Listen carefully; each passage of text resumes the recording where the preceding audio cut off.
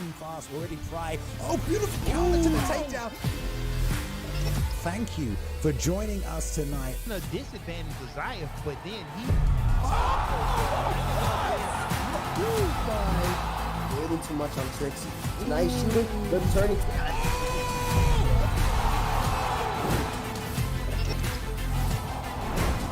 Watching on Twitch, watching on YouTube, watching from around the world tonight. I know the UFC isn't on right now, but guess what? The virtual octagon is here. Ladies and gentlemen, boys and girls, children of all ages, it is Sunday, and you know what that means. It is time for the ESFL Network live here on Twitch and on YouTube, presenting to you UFL 11. We have such an amazing card for you guys here today. I am your host and commentator of today, Kingsley, and alongside me is the one, the only, the Bane. How you doing today, Bane? Could not be better. This one's a quick one, but it is a good one, Kingsley. I truly am excited to see what the UFL has for us. We know that they can show up and show out, and there is no bigger stage than the ESFL Gaming Network. There's a couple names here that I personally have got my eye on. Content contenders. And of course, you got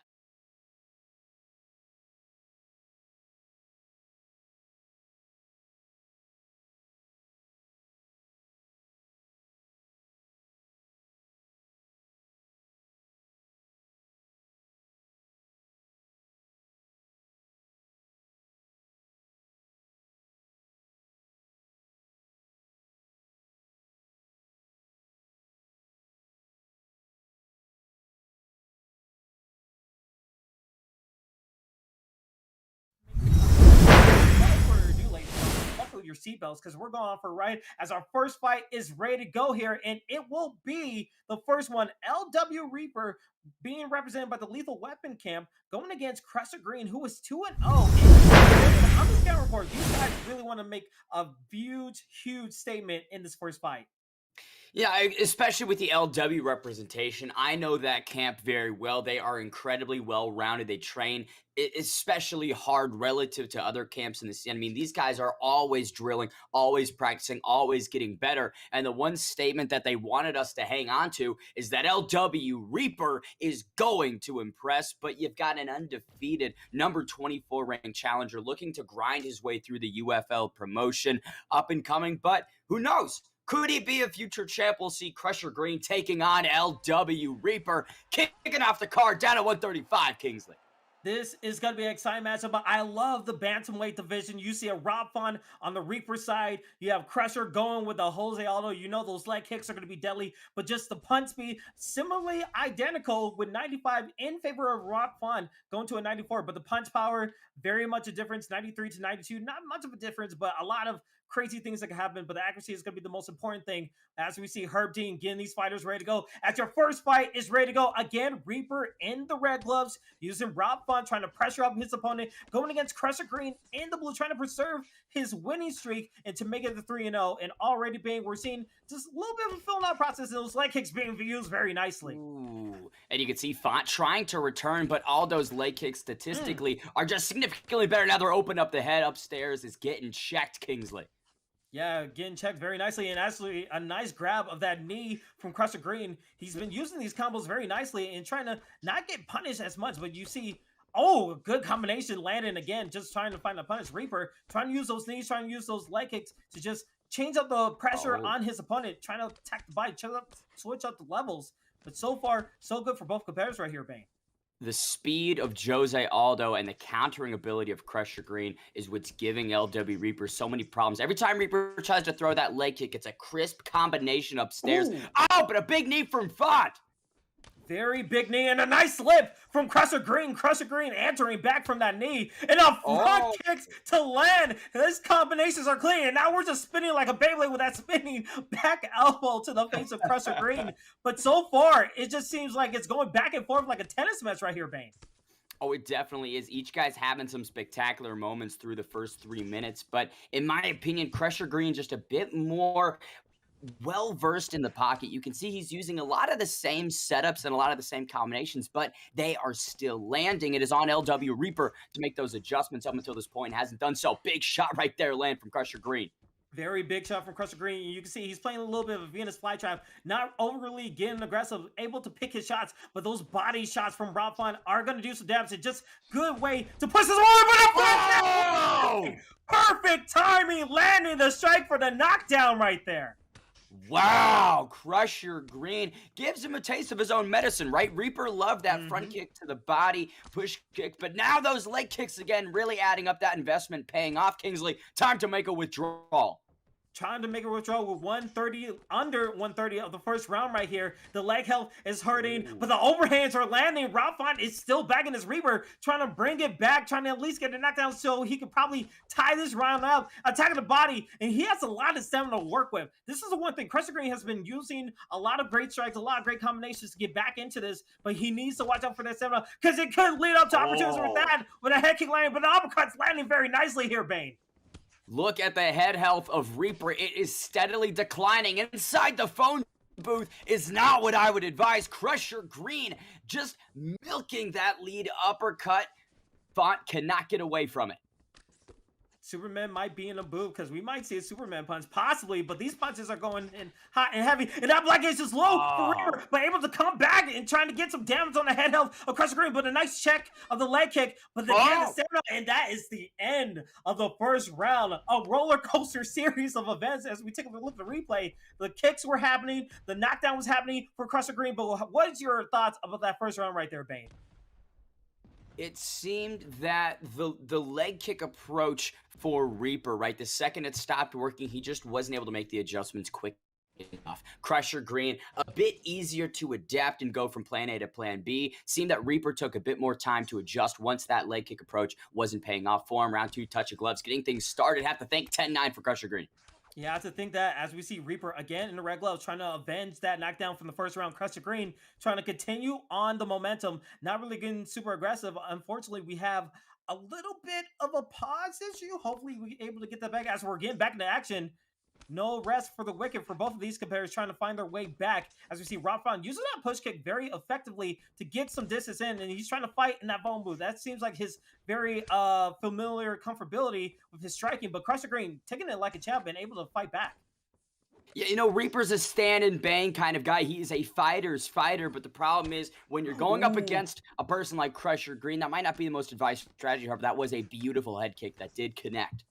Yeah, very beautiful. We saw the whip from the leg kick and a slip from right there with a right hook landing. And now we're seeing a little bit of the momentum. But when you try to do that pull so close in the phone booth, it leads you up for so many strikes and so many punishes. Crusher Green able to find his way back, but those knees are working very well. Now Reaper trying to use the leg kick. Land to a rock, and uppercut knocking the rock. And here we go, Crusher Green. Can he end it right here? He has a chance, but Crusher Green not able to finish the deal. But Reaper is in trouble right here, Bane. Crusher Green ran out of stamina, just could not complete the strikes necessary to finish that fight. Font's still hanging in there, but now this is not where you want to be with Aldo on top of you. He's got some great pressure in this position. If he postures up, that ground and pound is lethal, Kingsley. Yeah, very lethal. We saw bottom control for Rob Font was a 90, but his top control is a 92 right here as he takes the back into top mount position right here. Crusher Green was not expecting this, and now he gets denied a transition. This is not looking good. This could be a posture up opportunity. He needs to take advantage of this, Bane. Oh, screen going red. Wow, look at the lack of stamina on Crusher Green's side. Beautiful work from Rob Font right here. LW Reaper clearly a BJJ wizard when it comes to the sticks. 2 minutes remaining in this second round. Yeah, we can see in the side saddle control right here for Reaper, able to take advantage. Even though he got knocked down, if he could just do a little bit more damage, he'll be in the right spot going to the third round. He just has a minute 30 in the second round, but a nice denial from Crusher Green. Crusher Green doing such a well job, trying to find his way back up to the feet, trying to get back to his striking stance, and he will. Here we go here, Bane. Beautiful work right there, breaking the grip and then circling out just over 60 seconds. You can see LW Reaper secures another takedown. This is where things get tricky in the judging because you think about the knockdown earlier in the second round, but now the control time and the strikes that are coming from Reaper in these positions, while they aren't maybe significant, they are adding up in the total. Yeah, and this is what he kind of needs. He had different avenues. His left leg was hurting. His head health was hurting, excuse me. But now able to get the 2 takedowns. Now he knows that's an avenue for his win. And now a Kimura attempt, not able to get any much of a submission as it's winding down to the second round. But very interesting. We know Crusher Green, he's going to have the striking advantage. He has knocked down his opponent 2 times. But that ground game, that changes the whole fight entirely going to the third round right here, Bane. You're going to have to think Font going to come out with a lot of grappling focus in this final set of 5 minutes, trying to secure it on the judges' scorecards. But there's a not clear argument for losing the first 2 rounds. But if I'm LW Reaper, I am searching for the stoppage third and final round underway. You can see LW Reaper still pressuring like he has all fight. Yeah, he is pressuring like he has. It's only going to be a matter of time. He gets hit. He had hit by a vicious uppercut right there. Nice pull with an elbow right there. And now the striking's on the other foot. As Reaver says, death comes for everyone right here. Tries to go for a pull of his own. But Crusher Green not able to land fully cleanly. But right now, Rob Vine is smelling blood in the water right here, Bane. The undefeated Crusher Green, the number 24 ranked competitor, searching to climb the rankings, but LW Reaper giving him everything in the first several minutes of this third round. But you can see Crusher Green. And that is it. Wow. It's over. LW Reaper unconscious. Unconscious indeed. We saw Reaper was trying to find his way back in the fight in the third round, able to get a rock, but the striking, the knockdowns, everything was the sum of its parts in that third and final round. As we take a look at the replay right here, head kick to the dome, knock out his opponent cleanly. And my goodness, what a knockout it was. But Crusher Green put on the show and becomes 3-0. That has to be nice for the records. And I know the people in the UFL has to be thinking maybe this guy's real and maybe deserves to be a contender going to the UFL. There's definitely going to be a lot of questions that we hope to answer with Crusher Green as he slowly progresses through the UFL. And again, talking about that performance, really good combinations. I love the combination striking, sort of the volume inside the pocket with Aldo. He's so quick and utilizing it to the best of that character's ability, something that you always love to see. And, hey, LW Reaper, he's a dog at the end of the day. He's always going to come forward and pressure you, and he's not going anywhere. Always wants to go out on the shield like a true fighter. Now 3-3 overall. He's tasted the ups. He's tasted the downs. Let's hope he comes back even stronger, Kings. I'll let you break us into the next fight of the evening. Yeah, absolutely. But going back to that first fight, he had the takedowns, he had the striking, he had opportunity. So I'll be interested to see what he does in his next fight. But speaking of next fight, as you said there, Bane, we still got 4 more fights to go. And it's going to be a late minute replacement with LW Perp Dog going against Ned. And Ned is the number 12 ranked fighter, 3-2 in his record. But in the scouting report, he's looking to make sure he has a dominance in his next fight going against a late minute replacement.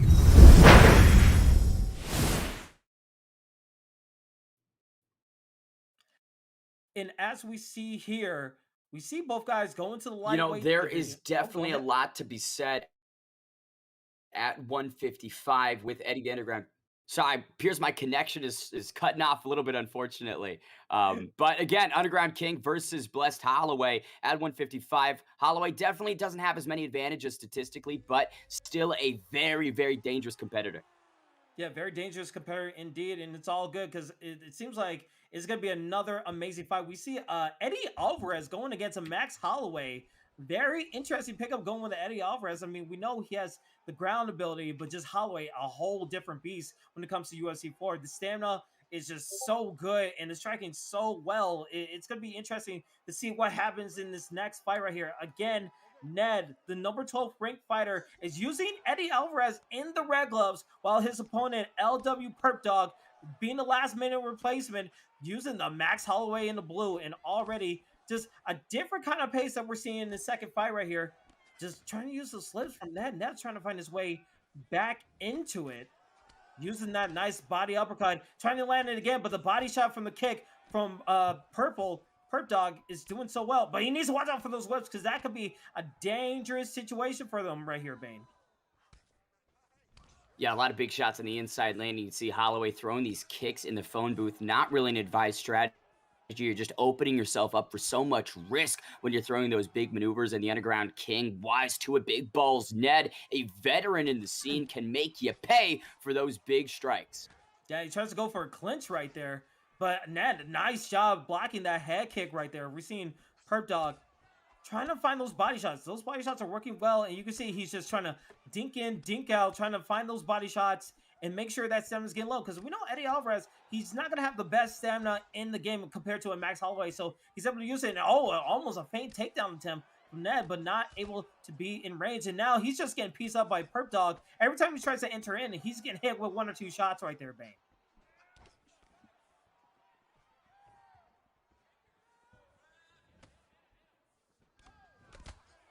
Oh, flying knee landing right there. Very nice job for Perp Dog, able to answer back, and such a nice job we're seeing from right there. Hopefully we can get everything all situated and get Bane back here in the boot. But nice uppercut for Ned, doing a nice job answering back from that flying knee, able to get that damage back on his opponent. And with 2 minutes left, you can kind of feel the momentum shifting a little bit. But right now, Ned doing such a nice job right here. And a nice uppercut again. Flying knee landing. Perp Dog answering back. 2 flying knees, able to catch his opponent off guard and trying to land an uppercut. But the blocking will help him. Nice slip. Saying you could give me twice with that flying knee, but not able to get it for a 3rd time. And now Ned, we're seeing him backing away a little bit. 120 left in the first round of this contest right here. And so far, we see Ned doing such a lovely job so far. I was taking this time, taking the center of the octagon. Perp Dog trying to goat his opponent in, trying to land that right hook. Tries to land again. Nice uppercut landing. Both head health being very low. Perp Dog has his back to the fence. Not going to have many avenues until he sidesteps. Nice uppercut again. Trading back and forth. Getting very close to a rock. Who is going to make that first mistake from both competitors? As we see Ned trickling in, trying to find his avenues back in. Oh, nice kick to the body from Perp Dog. Doing such a nice job. And I think, Bane, are you back with us here?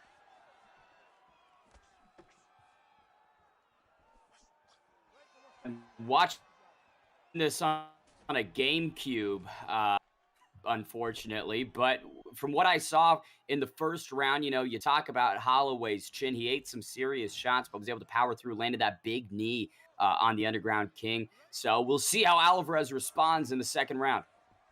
Yep, it will be all good. And as we approach the second round, hopefully we can get that connection all good for you. And already a rock, because the action is going hot and heavy. Not wasting any time for Ned, saying he wants to put this fight on the way. Gets a knockdown too. Ned on his way to get a victory, but not close. Holloway still has the head health, still has the stamina to find his way back, as Perp Dog on the fence and on the background can't whip on those strikes right there, as Ned is finding his way back. But again, he needs to be very careful with his stamina right here.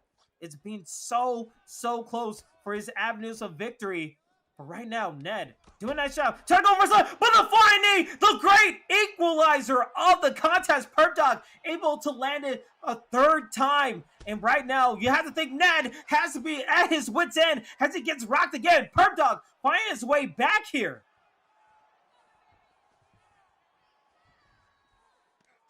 So close for both competitors. Perp Dog able to get the flying knees back. Now we see another feint takedown as it leads to an uppercut. Perp Dog thought he had a chance in the avenue to find his way back. Overhand landing, but his stamina was so low he wasn't able to get it. He saw the flying knee coming away. But now Ned trying to find his way back. He has plenty of time, but not enough stamina compared to Max Holloway. But right now, Perp Dog using the body, landing the knees, but the uppercut he needs to watch out for. You know he's trying to set up that flying knee. That has been his best move of this contest with 2:30 left, halfway through in the second round right here. Can Ned put away? Can he find the right combination to find his way back here? Tries to go for a slip. No, that elbow. Oh, go ahead, Bane. Bread and butter, Purple Urkel is definitely going airborne, but you have to make sure you set it up correctly. Massive right hand from the Hawaiian. Now Alvarez stunned once against the cage, tries to shoot, gets it down. Finally gets the takedown right there. He was a little bit in dire straits right there. He saw where the momentum was shifting, and he kind of needs this avenue. You need to find a way to keep your opponent down, but with Max Holloway, Perp Dog doing a nice job to get back into this clinch game right here. And now here it becomes a big issue. We know that Alvarez, he used a lot of strikes. He was able to use these combinations, but those flying knees and this drainage of his stamina along with the knees and along with these body shots right here, that could be very detrimental to his game plan right here. But with under 1 minute, what can Ned do to find his way back in the contest and just get some more damage on Perp Dog right here. You know, I say slowing down the fight, right? This has been a high-tempo fight through 10 minutes once again, though. Holloway stunned. Purple Urkel retreating against the cage. 20 seconds with which to work. Can Big Balls Ned find the finish in round 2? Short combination on the inside. Now spinning big shots to the body from Alvarez. You have to think Big Balls Ned is going to be kicking himself for letting Holloway get back to the stool for round 3.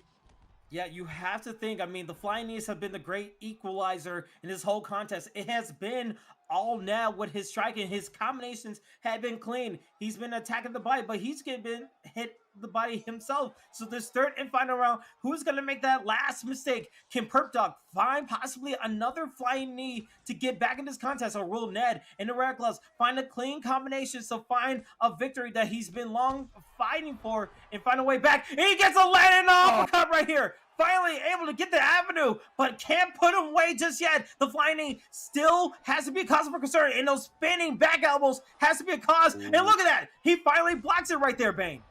Oh, an uppercut. So much creativity coming out of the corner. You have to think, oh, that's it. That is it. Short elbow on the inside. A big impact. Underground King victorious. You live by the sword, you die by the sword. The same move that got him back into this fight, he used it once again. Ned saw the avenue, and he said, you know what? I'm going to put your lights out because I ain't getting hit with this spam right here, and was able to knock down his opponent. As Max Holloway fades into the ground, just socks into the ground right there. What a good job from Ned, staying calm and composed, able to adapt and download his opponent to get the victory right there. And before we even talk more about these fights, we still have so many great fights for you guys later on to this fight card. But we're going to take a quick intermission to make sure everything's all good. So we will be right back, ladies and gentlemen.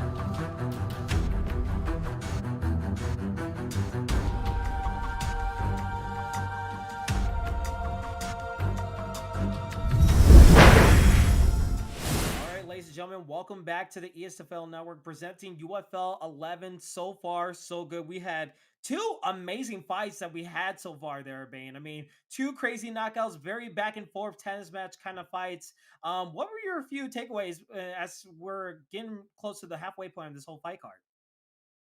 You know, my biggest takeaway is that these UFL boys like to stay in the pocket even when they're compromised, right? You look at LW Reaper, he had taken a lot of damage, but was still trudging forward until that eventual knockout. And when you think about that knockout, right, he had the guard up high, took that kick like a true champ, but unfortunately couldn't wear the damage any longer. Similarly, right, Perp Dog, the short notice replacement, his debut in this promotion was a tough one, but he went with a granite fighter in Max Holloway.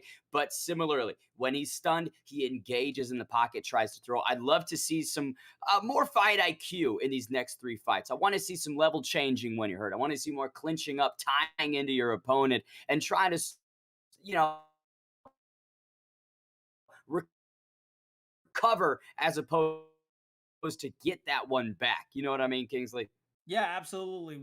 We want to see, this is all about trying to get into the ESFL or make your name known in such a big spotlight. So we're looking to see what can you do when you're facing the adversity. We saw it from Ned. He was getting hit with so many flying knees, but able to adapt in some situations like that. Hopefully in these next three fights that we have right here, we get to see more excellent gameplay and more excellent, exciting fights for you guys here live on Twitch and on YouTube. As we thank you guys for choosing your Sunday and accompanying with so many great fights that we have so far. But speaking of great fights, we have a next one, which is going to be another crazy barn burner. Number ranked 21 fighter going against a top 10 fighter, ranked number 9 in Homie Hot Dog, going against Wrath Jinx. And Bang, when you look at the scouting report right here, this is going to be a heck of a fight. And can the underdog pull it away here? There is a against Wrath Jinx in this one. Of course, like you mentioned, the number 21 ranked opponent, 4-3 overall. Veteran of the promotion, has fought some of the best to come through UFL. Hasn't always been victorious, but shows up when needed. And biggest opportunity of the career, right? This is knocking on the door of a top 10 placement. That's fast tracking your way to the title. Homie Hot Dog, 3-1 overall. Returning from a layoff, let's see if those skills are still intact at 205. Yeah, and going with a very unorthodox pick in Alvin St. Peru. And we know he has very excellent punch power, and his accuracy is left to be desired with an 87, along with his blocking being an 87, a 3-star blocking. But right now, he's going high and heavy as we see Homie Hot Dog in the blue gloves going against Wrath Jinx, who's going with the champ, Jan Bohovic. And so far, that pose power being the dominant factor, trying to be aggressive and actually catching the legs. And right now, we're seeing a difference as to catch the legs, possibly a clinch attempt, and just a little bit more slips that we're seeing from the other previous contests right here, Bane. This could be some gamesmanship from Homie Hot Dog, right? Choosing a lesser fighter, right? Your opponent has the champion. You're choosing OSP, not a traditional choice by any means at 205, right? Putting yourself at a stylistic attribute disadvantage. Maybe he's trying to say, hey,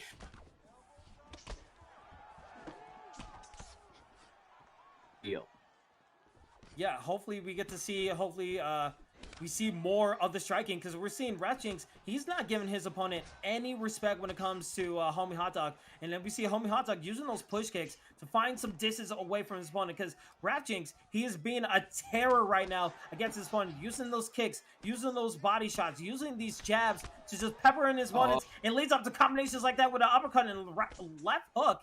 But so far, we're seeing some good combinations from both of these guys right here, Bane.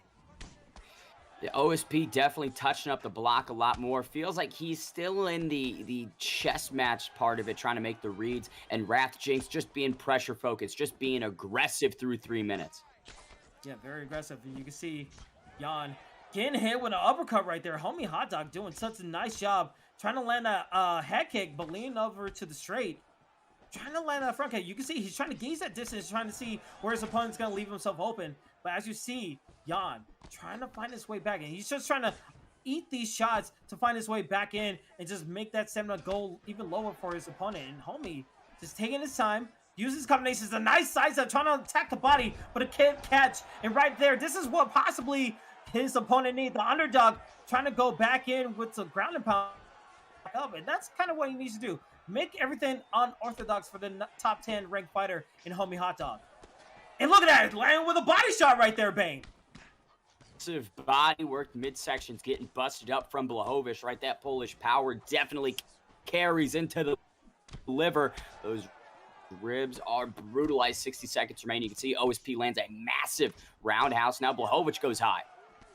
Yeah, he's trying to go high right there, but with 40 seconds left, Raph Jinx, that block gauge is low. Tries to go for a pull, and such a well job. Oh, but the head kick landing, but not a lot of mustard on it for St. Peru. He's not able to get the rock that he so desperately wanted. Homie Hot Dog. Oh, you know, he baited the slip. He was able to land that uppercut, but not enough fully for Raph Jinx to be very cautious about. But so far, as we're winding down the first round, so far, so good. It could be anyone's contest. We saw a little bit of a rock there, but your thoughts on the whole contest in that first round right there, Bane? It was an electric 5 minutes between both guys. You could sort of see each of their game plans. Homie Hot Dog more baiting, trying to counter. Raph Jinx in your face, never taking a step back.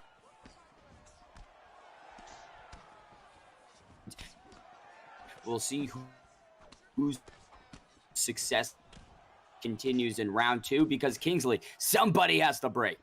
Yeah, somebody has to break indeed, as we're already 30 seconds into the second round right here. Raph Jinx getting hit with that body shot again. But again, he tries to land of his own, but he's getting pieced up right there. Homie Hot Dog able to take advantage of that whole situation. You can see just peppering the jabs, trying to get that blockade really low, because when he sees his opponent coming in, now he has a free reign to use any combinations he wants. He just needs to watch out for the slips. But we see Jan trying to use those leg kicks to just change up the footwork, trying to make his opponent slow down a little bit. But now the combinations are going hot and heavy for Homie Hot Dog. We know he's a top-ranked competitor in the UFL, going against an underdog, rank 21 for Raph Jinx. And Raph Jinx getting hit with an overhead right there. Homie Hot Dog perfectly timed for his opponent, and you can see not really being fully aggressive, just waiting his time. You saw he tried to land a jab right there, but taking his time. What a good strategy from Homie Hot Dog right there. Counter focus from Hot Dog absolutely paying off. He's telling Raph Jinx, hey, pressure is not enough to cut it at the top of this promotion. You have to have the skills to sort of be well-rounded. Fighting on the back foot is just as important as fighting on the front foot. Raph Jinx displaying only one of those up until this point in round 2.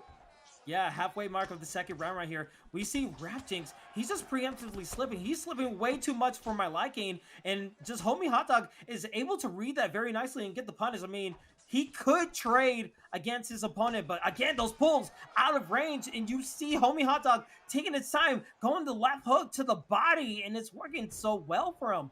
But again, these movements, as long as Homie Hot Dog is able to get in range and just take his time, he's able to get some avenues. But that switch into the head kick, not really using to his benefit. And now the body shot landing. And that could be the avenue for Raph Jinx as he's finding his time. And now you can see him backing up. Homie Hot Dog is kind of in a trouble situation right here, Bane.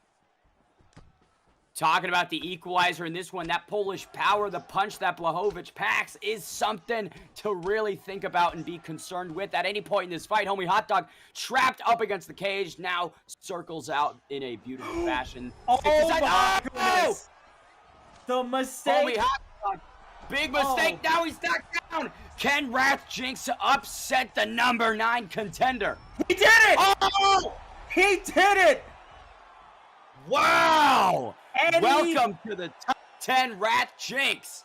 Any given Sunday, ladies and gentlemen. It doesn't matter where you're ranked. It's all about what you do in that octagon right there. Just the unfortunate timing of that head kick with the duck, and then the perfect punish with that Polish power, and then just the capitalization. And you can see in the replay right there, the slip to the right wasn't the right maneuver, and that block gaze was just so low. And then with a St. Peru, his bottom game is not going to be the best. And then the Polish power in the ground and pound was able to do so much, as Raph Jinx from the brink of defeat able to get the victory with the champ right here. A massive mistake it was to throw that head kick. Again, you think about it, seemed to be a smart tactic. Blachowicz was swaying backwards to get out of the way of strikes, and you think the best way to take advantage of that is a head kick. They're going to sway and then eat it, and that should be lights out.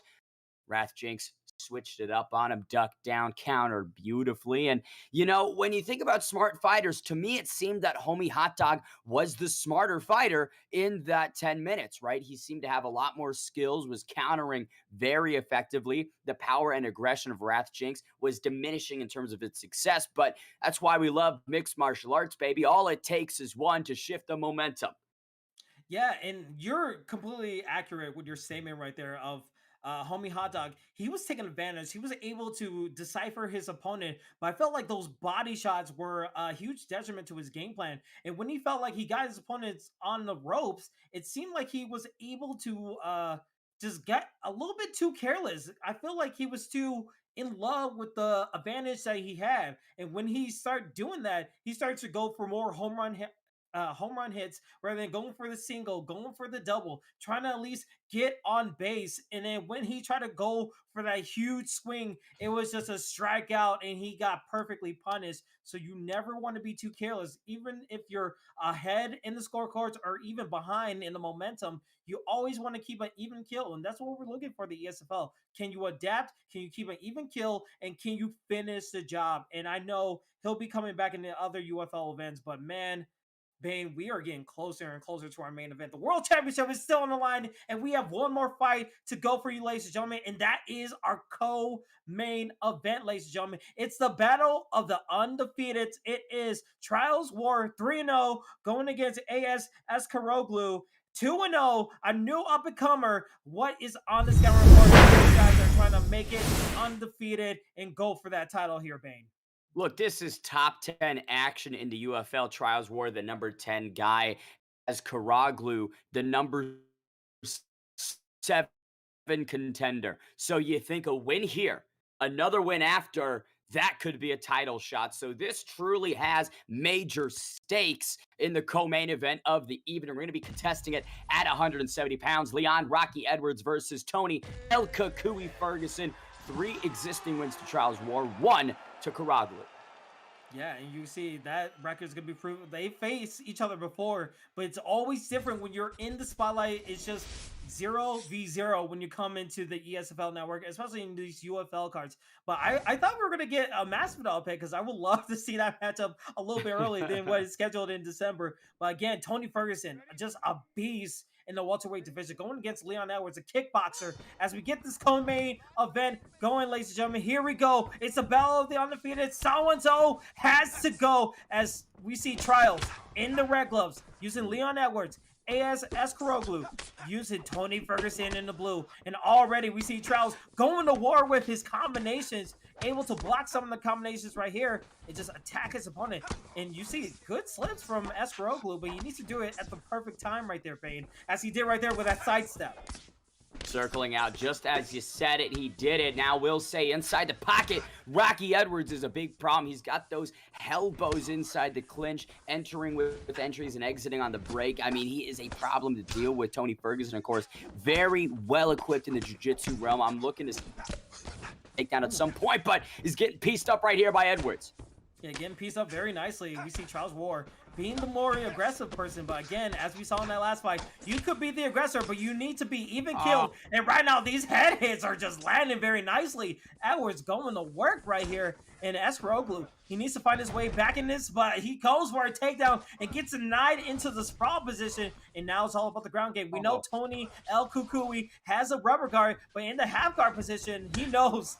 I think Trials knows he doesn't want to stay in the ground game too long. He just wants to take the advance right there. But so far, so good from Trials War right here, Bane. Definitely not where you want to be with Ferguson. High fight IQ on Trials War. Love what he's doing with the double jab, right? Whether it be orthodox or southpaw, you can see Trials War cracking through the guard with the 2 shots right there, but gets stunned. Oh, Ferguson, beautiful uppercut, great timing.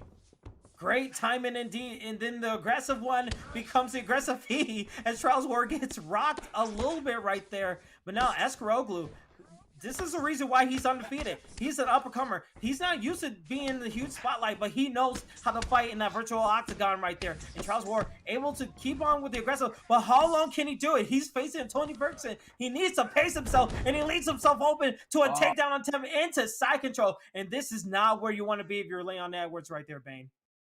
Time is definitely not on Ferguson's side. About 1 minute, 20 seconds remaining. If he wants to slap in a submission, he better do it soon. You can see, though, the volume striking of Edwards through 4 minutes has taken a bit of a chunk out of his gas tank. That's got to be concerning when you're going up against a cardio monster like El Kukui. Yeah, absolutely. And you just drain the clock down. He's not going to be able to go for a submission. You need at least 45 seconds to get a successful submission, especially with the minigame. But right now, just a nice denial, draining more of that stamina into top mount position. He has possibly 2 opportunities for a ground and pound posture up. And here we go. Number 1 right here. He just needs to make sure he just gets that blockade slow. And he still has 17 seconds. Let's see if it goes for another one. But a good job to get into half guard. He just needs to survive right here, Bane.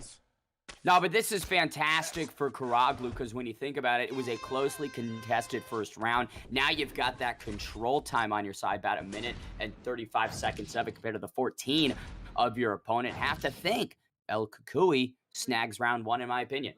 Yeah, you never want to leave it to judges' scorecards, but you definitely want to have the benefit of the doubt as Escoro into blue gloves. Again, using Tony Ferguson. He was able to get the takedown once again, but Trials War, you know he wants to get back that round, and he's just trying to land these combinations, being a little bit more of the aggressor. Got that stamina a little bit back, but again, that faint takedown is going to be a detriment. You can't get taken down again. You need to land these combinations right here. Can he deny right there? And that's a good job right there. Getting the cleanse, attacking the bite. Make sure that stamina is not going to be used against you. It's so far so good, but now it's going to be an ongoing test. Can he deny those takedowns and get away from those side steps that Escoro is doing so well? Slick movement from Karaglu. Really impressed with how he's able to just move laterally, get out of the way, take back the center of the octagon. But to Edwards' credit, right, still coming forward. We'd like to see a bit more cage cutting, right? You maybe throw in some roundhouses just to, you know, stop him from moving out to that side. But either way, good work from both gentlemen. Great sprawl right there from Trials War. Yeah, 2 for 2 in this round right here, but into half guard, you need to find a way to posture up and get yourself out of there right now. You need, yep, that's exactly what you knew. Smart game plan, smart strategy, but he goes for a sweep for himself. Very interesting. You're saying, like, you're not going to try to take me down again. I know how to read that excellently, and just a nice straight to the body, able to just get his opponent through his waist, attacking the body a little bit more, and this is excellent, just body shots from Trials War. Trials War able to adapt to his opponent, and this is what you kind of want to see. Just needs to watch out for the stamina usage, and right now it's been mostly his round so far here, Payne. Loving those traditional kickboxing combinations, right? That quick 1-2 into the body kick. That's something that you drill day one. Ferguson connects on the inside, but Trials War definitely having a much better round in this second round of potentially 3. Yeah, potentially. We see another takedown. He was able to deny 2, but not able to deny the third one. But he's able to get in the sprawl. There's many avenues to get out of this situation right here. But Escoro, he has 130 left. He can finally, like, take his time. Just attack the body a little bit more. And he's not really in any rush to get back to stand up. He knows this is where his bread is being buttered, but he needs to be careful of the referee standing him up. Tries to go for a takedown into side control, not able to get it. Gets a denial, but submission attempt, no, actually gonna take the back for Escoro, doing a nice job. But let's see if he gets into a top mount position. He will right here, Bane. And this is not where he wants to be. Again, this is replicating round 1, a close round outside of that lone rock from Ferguson, right? But concluding it, what the judges are going to think when they think of the round is likely the final several sequences. Now it's just control from Karaglu. You got to think if you're coming into round 3, Trials War, there is a good argument that you're down 2 rounds. Yeah, and he just needs to survive this. He can't take any much damage. As we go into the second round, it could potentially be a 2-0 round, but as we see in the fight sets, 30-23 in favor of Escoro. I think he had more significant strikes as well, but this is the third and final round. Excuse me, it was more advantage of significant strikes in favor of Trials War going against Escoro. Trials had 11 significant strikes. Karaglu had 6. So when you do look at how this game works, right, they do like to leverage that significance. So Trials War may have had that, but it's still so many questions left to answer. Big takedown from Ferguson to start things off in round 3.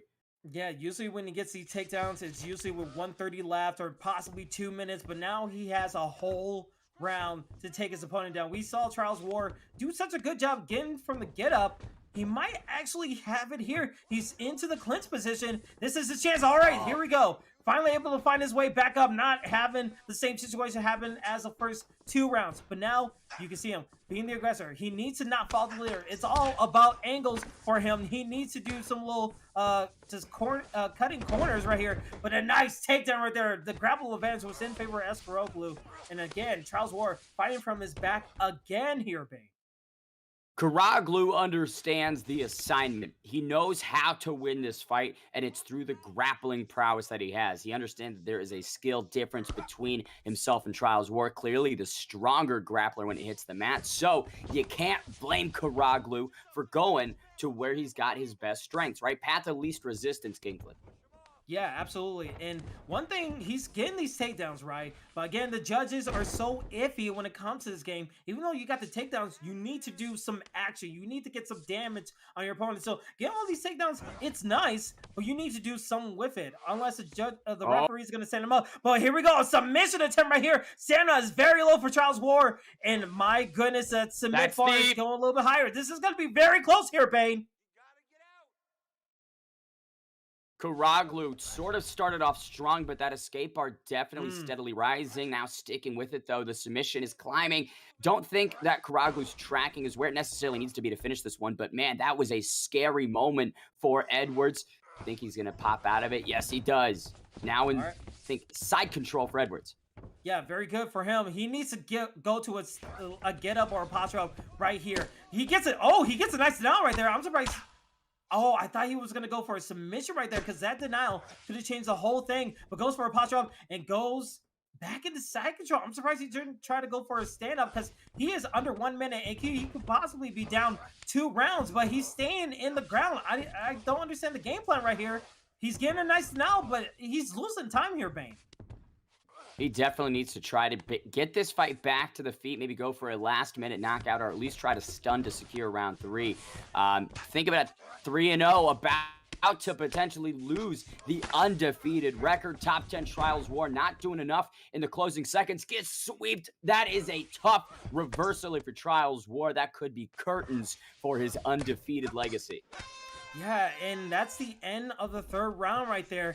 That 3rd round, even though we saw a lot of takedowns, we saw a couple of strikes right there. I don't know what could possibly be it as we get the results right here. And Trials War was able to get the victory as he stays undefeated. And that's a very interesting thing. We thought the takedowns were going to be more favorable to judges, but the strikes, 3 significant strikes compared to 0. 12 shots to 7. All that ground control didn't mean squat when it came to the situation right there. And that probably has worked throughout all the rounds. It was more significant strikes and more total strikes that worked so well for Trials War right there, Bane. Yeah, that's definitely an interesting decision. Would love to see how the judges viewed it. One could have been a split. I don't know if it was a unanimous. But I mean, look at it. Yeah, 0 significant strikes from Karaglu in round 3. You'd think that he may have wanted to get something on the board. But man, with 2 minutes and 20 seconds of control time, you have to think in many scenarios that would win the round. You know, maybe he didn't do a ton, but he had the submission attempt. There was definitely a positional control.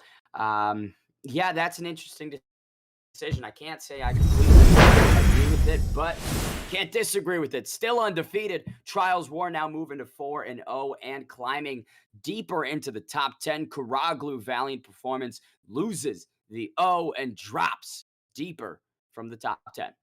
Yeah, and one thing before we even get further on into the last fight, just that whole sequence of, because, you know, sometimes in the UFC, we see someone get a lot of ground control and then those like little shots, even though it's not in posture up, they score points in the judges' scorecards. And you would think in that kind of situation, the dominance of taking your opponent down, getting the betterment of the top control would lead more into a favorable position in judges' scorecards. But unlike in actual UFC, when you go into this game, it's all about the strikes. It's all about the significant strikes. And sometimes what you see on the screen might be a little bit different than what you see on the judges' scorecards. They're looking at more damage. They're looking at more striking and what you actually done, not those little pepper shots that you do to the body. Even though there was more control, it was more about the damage. So good job for both of those competitors for putting on an excellent showcase with ground and striking. But man, What a close way to end that co-main event. Because Bane, ladies and gentlemen, it is time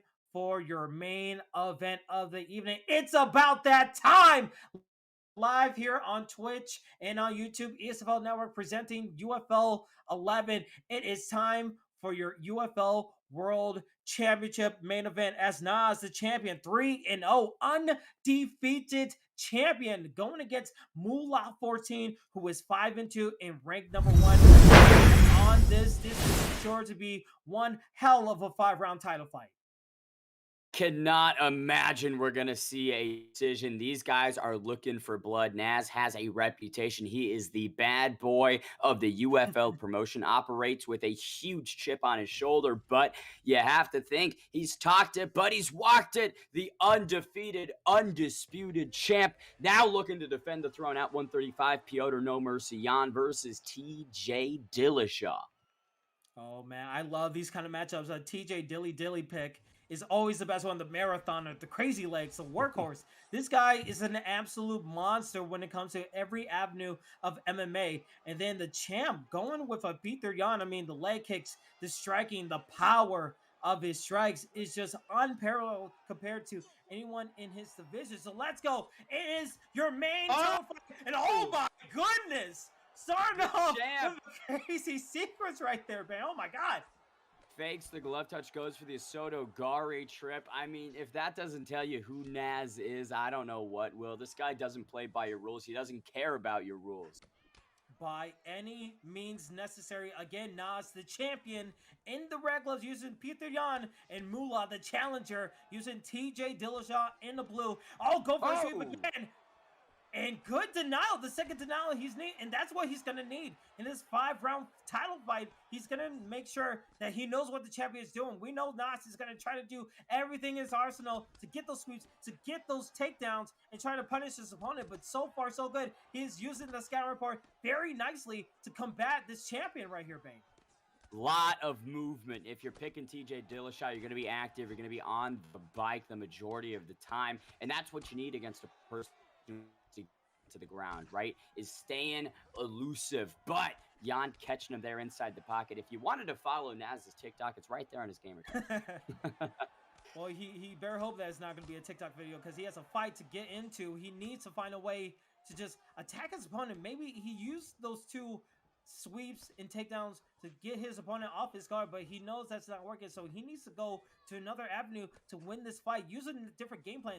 Plan A didn't work, you need to go to plan B, plan C, and plan D, and he's using those nice pulls, and somehow I feel like that's going to be used later on to this fight and getting a nice pull elbow, but a nice takedown right there, simple and clean, and he gets the nice side control right there, and now it's up to his challenger, Mula, if he can find his way out of this situation.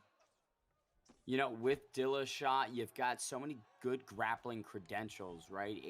93 submission defense, 91 ground striking, 91 top control, 91 bottom control. So Dillashaw very equipped in the game to deal with grappling.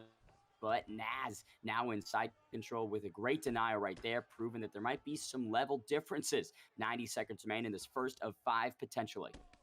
Yeah, and already we're just seeing elbows being landed from the side control, pushed into half guard for a little bit, but now back in the side control, and now Naz just doing such a well job with 1 minute to go and just draining that stamina. Mula not really wanting to get out of it. We always know that this is a chess match, but when you get denied like this and just those forearms landing very nicely, that head hold is going to take a lot of damage right there.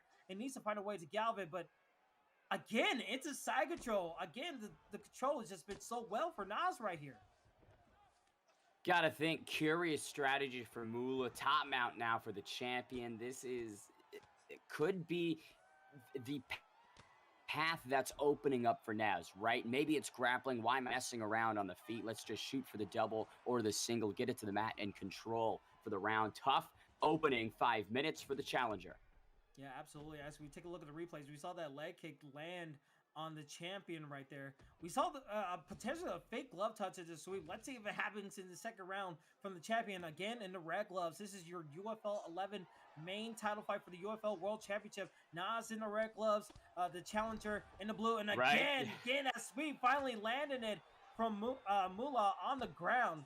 Nas is already back from like the first round. It's like a little bit of deja vu. But now it's up to Mula. Can he find his way back and fight all this and not waste the whole round right here, Bane? You saw Nas switching the stance to be in the correct position for that Escoro Gari right out of the gate for round 2. I mean, he forecasted that. He was very transparent. That's exactly what he wanted to do. Dillashaw, though, unable to stop it. Now in this back control position, Nas just proven that Petr Yan is a bit better with him behind the sticks than Dillashaw over Mula when he hits the mat. Yeah, but this is a nice situation for him. He was always in side control, but now into full guard positions. You could possibly go for an armbar if you get a nice denial. You could possibly try to find your way out of it. But when you're leaning yourself up with these posture right here, try to go for a Kimura right here. Has an opportunity. Okay, let's see how it goes. But the escape bar, a little bit too strong. We know Petr Yan, he's very good with his submission defense. A 92 overall. And I don't think TJ Dillashaw is going to be able to get it. As you see, he cancels. But right now into posture up right here, and it was a good attempt. Is it something to change up the pattern of being just taken down constantly and getting hit with these pepper shots? But it's just so far, it's Nas's world, and we're just living in it. Yeah, it was a good opportunity to download some data. You could see the tracking improved as the submission went on, but great cancel. Unfortunately, now you've got Nas in side control here. This is what he wants to do. 2 minutes and 20 left on the clock in this second round. Big short elbow on the inside connects to Dillashaw's dome. Yeah, and so far into top mount position. 2 minutes to go in the second round of 5 rounds in this title fight right here. Just trying to get the strikes. So a nice denial from Mula, even though he's getting hit a bunch, but Nas lets him up. He's going to go with the striking situation, able to get some nice combinations out. But now, Mula, he has a chance. This is his one opportunity. If he gets a little bit closer, you could expect a takedown from Nas. But, uppercut not really landing. I think a slip was able to get out of it. But now, I feel that Nas feels really comfortable going with striking because he knows he has the dominance in the ground game. But again, as I say that, we're back into side control here, Bane. A Soto Gari master is Nas, but I think the stand-up right there was the confidence of an undefeated champion, right? You've busted the jaw of Dillashaw with these short strikes. Let him up, see if you can hurt him on the feet, because now the question is, when you are standing and having long exchanges inside the phone booth, Yan is going to have the better defense, the better chin, can wear it a bit longer than Mula can. Nice ground and pound from the champion. What damage was just done at the end of round 2, Kingsley? That was lethal. Yeah, he's able to get a reverse, but it doesn't mean squat. But that head health for Mula is just so low. And this is something that we usually see from grapplers. I mean, I remember seeing Aveda X when he was on his terror as a champion in the ESFL. Every time he got you on the ground and he realized that, you know what, you're not going to do anything to me. I'm going to stand up because I have the confidence now, along with Perp Dog. Very good ground game, but when he feels like he has you dominated, he went back to his striking. So we're seeing that from Nas right here as he's just going back to these strikes right here because he knows he had this head health low. He knows that screen is glowing red every time he sees a punish. And right now, he's just backing up his opponent. But now it's up to Mula. He has TJ Dillashaw, so he knows he has the stamina on his avenue, and he's going to have the clean combinations. But again, those sweeps and those takedowns, once again, Nas continuing on the pattern from the first and second rounds and the third round. Nothing much has changed for Mula right here, Bane. Just can't stop Nas's game plan. It's on the challenge and defend against the strategy of the champion Nas. And this is something that Nas does, right? This sort of Gari, the grappling dominance that has to be understood. You have to have tools prepped to deal with it. Unfortunately, Mula just seems somewhat out of his depth through 2 rounds. We'll see a couple minutes into this third one. Looks like business as usual for the champion. Yeah, business as usual. And again, going to side control, we know that's been his favorite position of this whole contest so far. And again, that simple move of going to the half guard and then pushing it back into side control. As he goes back into the top mount position, just Nas doing everything he wanted to do in his top position. And with Mula, it has to be very frustrating, right? Because, you know, you face in a lot of people in in ring matches, excuse me, and you just see someone who's just grappling you constantly. You try to have an answer for it in the first couple of minutes, but when it happens to you consistently and then you have no answer for it, it just plays so much in your psyche, and you just throw your game plan out the window. It is mentally exhausting to have somebody take you down time and time again, seemingly at will. Cannot imagine the frustration that Mula is dealing with. Now he's got to deal with some ground and pound. That's bad news. Naz knows that he can find the finish if he pushes, but he's making this a slow, drawn out, just execution of the number one contender. This one might be it, though, right now. Wow. 4 more strikes. That is it. The merciful stoppage comes midway through round 3. Murgliata waves it off. Naz still undisputed, still undefeated. The bad boy retains. And from the get-go, we were just in Naz's world.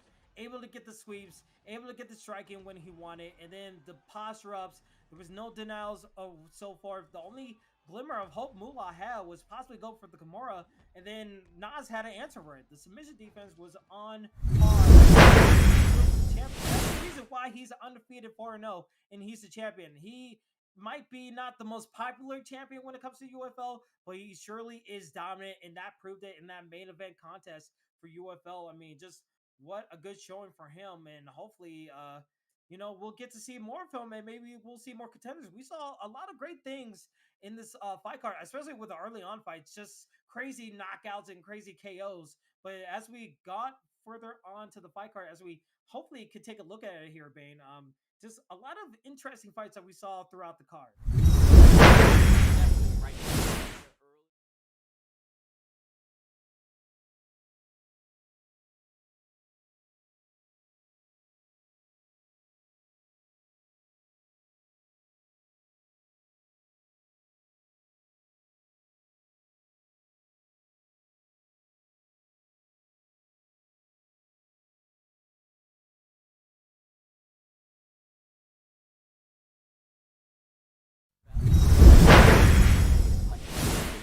Undefeated in an affiliate league, snatching the throne and defending it against a 5-2. His only loss was to a retired UFL champion, right? If you're beating that guy flawlessly, I don't know. I think we'll see him in the big league sometime soon. Yeah, and speaking of which, we finally got the results of who is going to possibly make it to the ESFL roster. So if anyone could give me a drum roll, please. Your 2 contestants are Trials War, who was undefeated in the co-main event. He is able to move on to the ESFL roster with that very nice striking and just significant strikes that he did against Escoro. Very nice job for him. And then the last person who is going to also make it to the ESFL roster is your undefeated champion of the UFL. Naz is making his way up to the big leagues, and you have to think, with the game plan that he had, with the grappling, with the striking that he had, he's going to have a lot of challengers coming up his way in the beginning of the ESFL in the next couple of cards right there, Bane. Oh, the path is paved with nothing but stones and an uphill battle for both contestants, but we hope that they succeed and continue their success inside the ESFL octagon. I have to think Naz relishing the opportunity, licking his chops to take those Asotagari trips to the next level. Absolutely. We get to see what they're going to be doing in ESFL. But speaking of the ESFL, next week we have a banger of a card for you. We saw yesterday that Zayev lost his PlayStation title, and now he's putting his Xbox title on the line in ESFL 128, as it will be God Ate My Pig going against Zayev. And that whole card looks to be an absolute banger. What fights are you excited about when we're coming up next week? Man, there's just too many good ones. You can't pick them out. But if I had to choose, the Body Snatchers starting things off on the prelims, always love that camp. They're exciting to watch. Davikin returning against JC. That is a massive fight. FSK Tadpole's another contestant that's going to be returning to ESFL 129. We all know Tadpole, right? Kingsman, now Flow State Kings. We'll see how that new camp treats him. And again, right, that's main card placement. There's no bigger spotlight. Another contestant that we all know, EK Trixie, he's coming back against KM Caliber. These fights don't get better, but they always stay on the ESFL network. Be sure to tune in. Saturday, October 3rd is when things get started off. Zaya versus Gamp. Yeah, it's going to be such an amazing card. We can't wait for you guys to see that and just have a lot of fun times. But if you ever missed out on these affiliate league cards or these ESFL cards, be sure to go on our YouTube. Be sure to be on our Twitch. follow and subscribe so you can catch up on all the new season of the ESFL and just what's been happening so far, so you can get yourself caught up and join our Discord where you could join our community and hopefully try to sign up, and maybe we'll get to see you on these affiliate cards that called your fights, and maybe you can make it your way to the big leagues of the ESFL. But man, what a showcase, what a fight. We will always be back here every Saturday and Sunday for the rest of this season. But Bane, any last words before we let the people go right here? If you enjoyed it this week, I hope to see you at 129 next week. Yeah, absolutely. That has been Bane. I have been Kingsley. Shout out to the mods, the people in the back for putting on this amazing card. We will see you guys at the next fight night. So without further ado, have a good one and good